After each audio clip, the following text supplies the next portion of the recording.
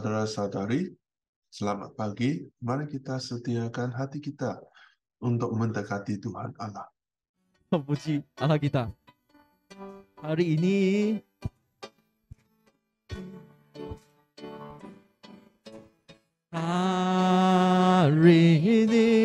ku rasa bahagia berkumpul bersama saudara seiman. Tuhan Yesus telah Tuhan kita berjalan di antara kita, bergandengan tangan dalam kasih, dalam satu hati, berjalan dalam terang kasih Tuhan. 1, 2, 3, 4. Kau sahabatku, kau saudaraku, tiada yang dapat memisahkan kita. Oh, kau sahabatku, kau saudaraku, tiada yang dapat memisahkan kita. Hari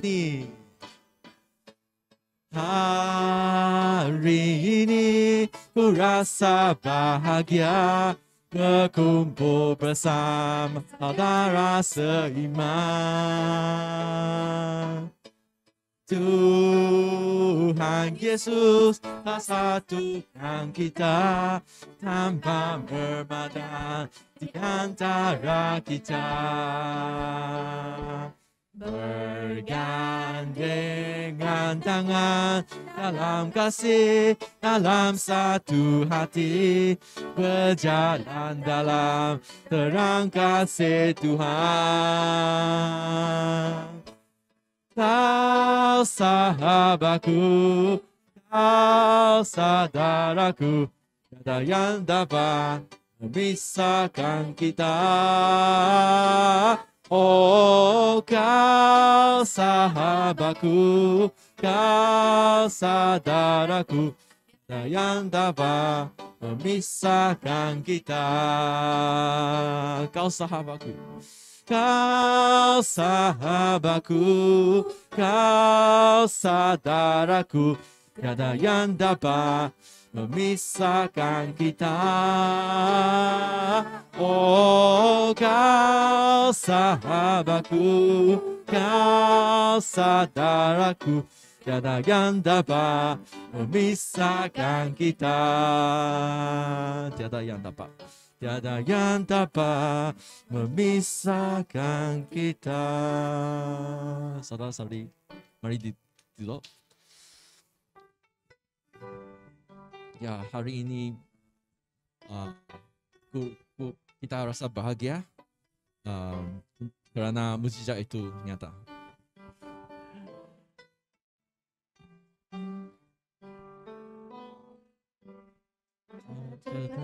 Atas kuasa-Mu Tuhan, semua dapat Kau lakukan.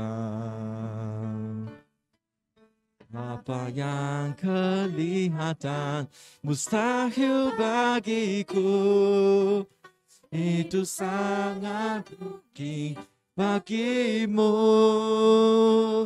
Di saat aku tak berdaya, kuasa-Mu yang sempurna. Ketika ku percaya mujizat itu nyata, bukan karena kekuatan, namun Roh-Mu ya Tuhan.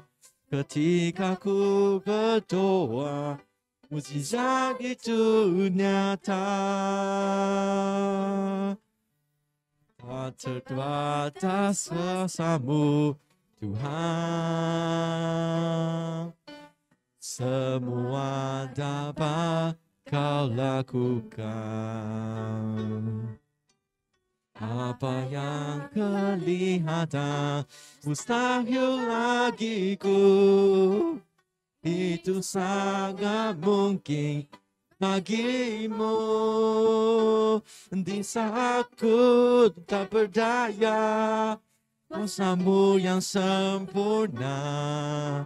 Ketika ku percaya, mujizat itu nyata. Bukan kerana kekuatan, namun Roh-Mu ya Tuhan. Ketika ku berdoa, mujizat itu nyata. Di saat ku tak berdaya, kuasa-Mu yang sempurna. Ketika ku percaya, mujizat itu nyata.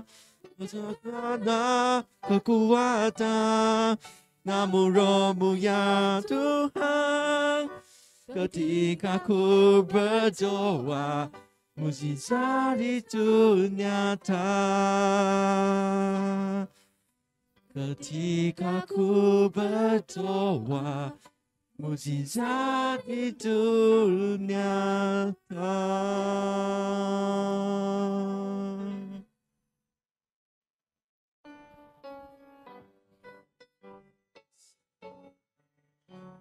Jangan pernah menyerah.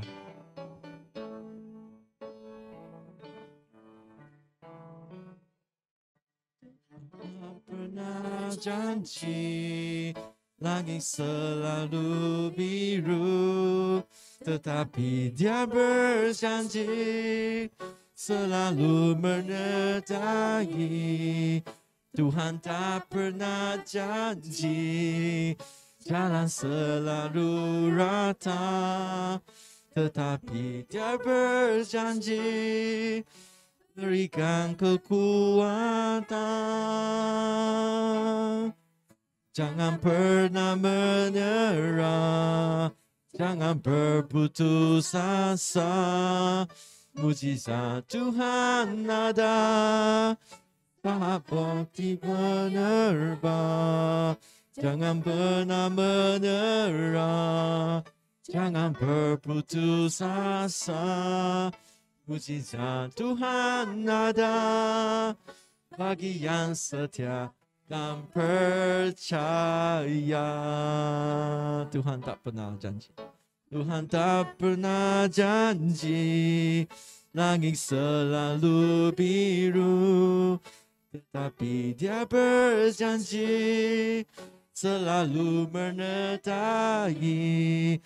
Tuhan tak pernah janji jalan selalu rata, tetapi Dia berjanji berikan kekuatan. Jangan pernah menyerah, jangan berputus asa. Mujizat Tuhan ada saat hati menyembah.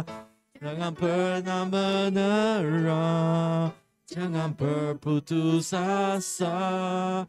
Mujizat Tuhan ada bagi yang setia dan percaya. Jangan pernah menyerah, jangan pernah menyerah, jangan berputus asa. Mujizat ada saat hati menyembah. Jangan pernah menyerah, jangan berputus asa. Mujizat Tuhan ada bagi yang setia dan percaya. Mujizat Tuhan ada bagi yang setia dan percaya. Kehidupan manusia penuh dengan menanti. Baby menantikan minum susu. Masuk sekolah rendah, menantikan mau masuk sekolah menengah. Masuk sekolah menengah, mula menantikan, sangat menantikan masuk kerja atau universiti dan sebagainya. Semua perkara dalam kehidupan manusia penuh dengan menanti. Kehidupan Kristian juga kehidupan yang menanti. Yang paling penting adalah kita menantikan kedatangan Yesus Kristus untuk kali yang kedua. Kita sekarang berada dalam musim Advent untuk mengingati Yesus Kristus datang kali yang kedua. Yesus Kristus adalah harapan yang kita menantikan. Mari kita lihat buku Malaiki bab 2 ayat 17. Ayat yang terakhir di sini adalah, di manakah Allah yang dianggap adil itu? Di manakah Allah yang dianggap adil itu? Saudara-saudari, adakah ini soalan kamu juga? Adakah kamu juga tanya, harapan di mana? Pada masa Nabi Malaki, orang Israel mereka rasa nubuat Nabi dulu macam tidak dipenuhi. Kita boleh lihat pada masa buku Ezra, kumpulan yang dibimbing Ezra sampai di Yerusalem kiranya 60 tahun selepas kumpulan yang pertama balik dari pembuangan. Akhir dalam buku Ezra, kita boleh lihat orang Israel masa itu, kehidupan mereka dibully seperti masa nenek moyang yang hidup dalam Allah, yang hidup mengikut hukum Allah, aktiviti sembahyang bermula dijalankan dengan betul.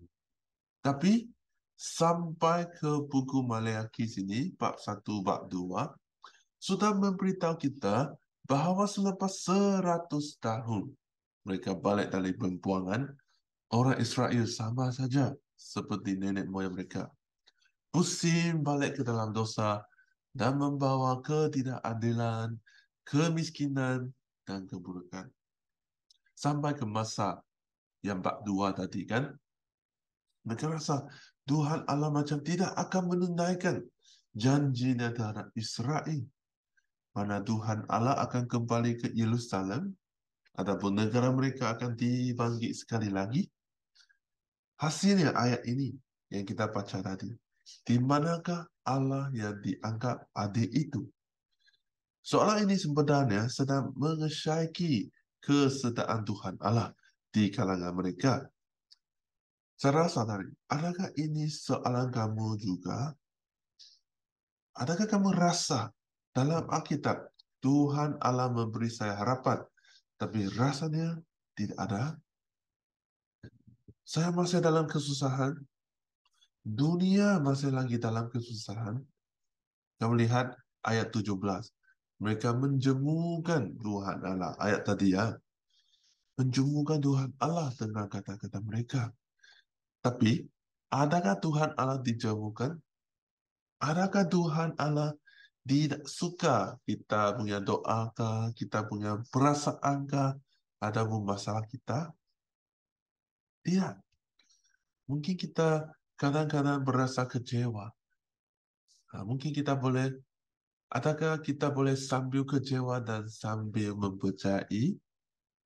Kita lihat contoh, mata. Yesus hanya sampai ke rumahnya selepas adiknya Lazarus meninggal dunia beberapa hari sudah. Mata ekspres dia punya kekecewaan kepada Yesus. Dia kata, kalau Anda boleh datang lebih awal lagi, kalau engkau boleh datang lebih awal lagi. Tapi pada saat itu, mata tetap percaya kalau Allah izin, apa saja yang Yesus lakukan boleh menjadi benar. Jadi saudara sadar, bila kamu rasa doa macam dia ada respons, percayalah kepada kuasa dan plan Allah. Jangan terlalu bimbang dan faham bahawa Allah sudah menyelamatkan kita selama-lamanya. Saudara-saudari, selalunya iblis cuba sedaya upaya membuat kita fikir, mengesyaki kesedaran Allah, membuat kita kehilangan harapan terhadapnya. Tetapi puji Tuhan, Alkitab tetap memastikan kita bahawa Kristus adalah harapan yang akan datang. Kita lihat dalam buku Maleakhi bab 3 ayat 1, cakap begini. Tuhan yang Maha Kuasa menjawab, aku akan mengirim utusanku untuk menyediakan jalan bagiku. Lalu dengan tiba-tiba, Tuhan yang kamu cari akan datang ke rumah Tuhan. Utusanku yang kamu nantikan itu akan datang dan mengistihakan perjanjianku. Saudara-saudari, Kristus, harapan yang akan datang. Setelah kita tahu bahwa ini adalah plan Allah yang Maha Pengasih. Kita boleh lihat dalam ayat 1 tadi. Sebenarnya semuanya adalah inisiatif Allah. Allah yang mengirim utusan. Allah yang janji bahwa Yesus akan datang. Mengirim utusan, sebenarnya kiranya masa orang Israel dibawa ke Babilonia, Nabi Yesaya sudah pernah bernubuat tentang utusan ini. Mungkin orang masa itu kurang jelas, tapi hari ini kita sangat jelas bahwa utusan itu adalah Yohanes Pembaptis. Masa itu, kalau raja ingin pergi ke suatu tempat, kan tentunya ada seorang utusan yang akan sampai di sana dulu dan memberitahukan agar rakyat, pemimpin di tempat itu boleh bersedia menyambut kedatangan raja. Jadi bila Raja Yesus Kristus datang, ada juga utusan sebelumnya. Yang kedua, Tuhan yang kamu cari kan tiba-tiba datang ke rumah Tuhan. Tiba-tiba. Maksudnya, Yesus Kristus akan datang secara tidak diberitahu dahulu. Seperti pencuri. Ayat di buku Lukas, bab 12 ayat 40, kamu pun harus sentiasa bersiap sedia. Kerana anak manusia akan datang pada saat yang tidak kamu sangka. Apakah maknanya? Makna nubuat ini bagi orang masa itu? Menjawab soalan mereka. Di manakah Tuhan Allah yang adil? Tuhan Allah yang adil akan datang tidak lama lagi. Secara tiba-tiba. Mengejutkan orang. Makna nubuat ini bagi kita hari ini adalah apa? Nubuat dalam Alkitab memang akan ditunaikan Allah suatu hari nanti. Yesus Kristus benar-benar dilahirkan ke dalam dunia ini. Firman menjadi daging. Bukan saja kelahiran Yesus Kristus, tetapi juga menantikan kedatangan Yesus untuk kali yang kedua.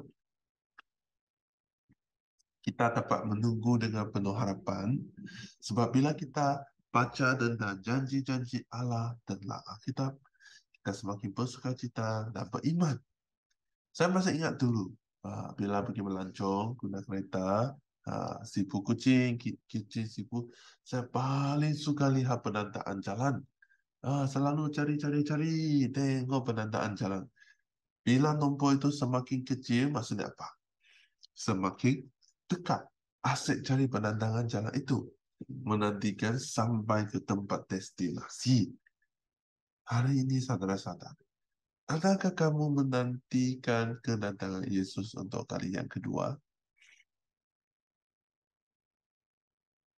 Untuk lebih mengenali dan menantikan kedatangan Yesus, penataan jalan adalah Alkitab.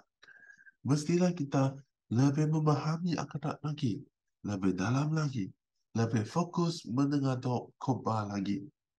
Alkitab adalah macam manual kehidupan kita. Semakin banyak kita baca, semakin dalam kita memahami.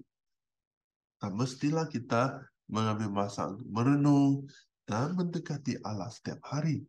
Kalau hanya baca, tidak cukup. Mungkin dia masuk otak sikit. Tapi kalau kita ada berhenti dan merenung, firman Allah dapat tinggal dalam otak dan hati kita lebih lama lagi. Saudara-saudari, mari kita sekarang renungkan.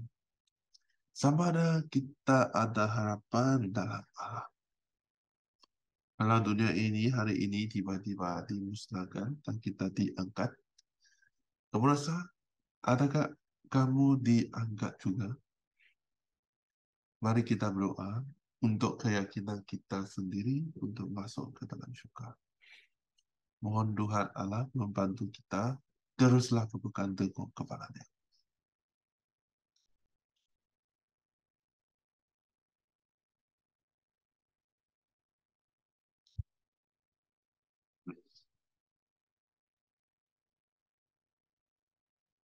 Mari kita berdoa. Bapa Tuhan yang di surga, terima kasih atas janji-Mu terhadap kita, kepada kami. Mari kita berdoa. Bapa Tuhan yang di surga, terima kasih atas firman-Mu terhadap kami. Mohon Bapa Tuhan teruslah beserta kami. Roh Kudus memberi kami kuasa. Tuhan Yesus memberi kami kepastian untuk terus bergantung kepada Tuhan Allah. Dalam nama Yesus Kristus kami berdoa. Amin.